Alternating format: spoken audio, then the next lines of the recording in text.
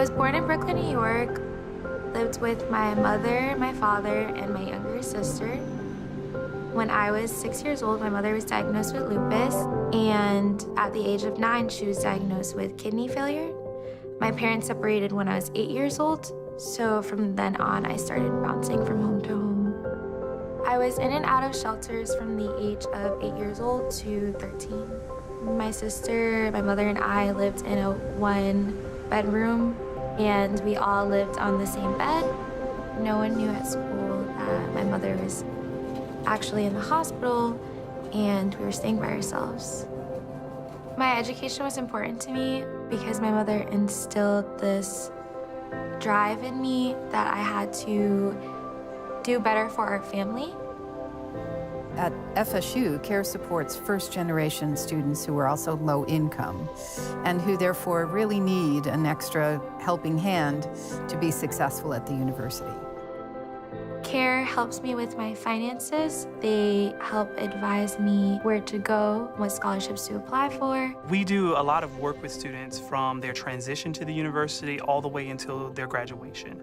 So students come in through our Summer Bridge program, and we work with them in orientation and different workshops and activities that they do. I lost my mom at the age of 19. My sophomore year of college. I feel like I was very caught up in my life at school, so I wasn't as attentive as I should have been to my mother. I would speak to the CARE staff because I felt like I had to make a decision to stay at FSU and get a degree or go back home and take care of my mother. A lot of the students may feel like they have to go home and fix the problem and leave because they are not in the midst of it, or they're not going through it like their siblings or other family members are going through it. I think we provide an outlet for students in this case where they can breathe or vent and let something out in a healthy environment, in an environment where there's people who support and love them.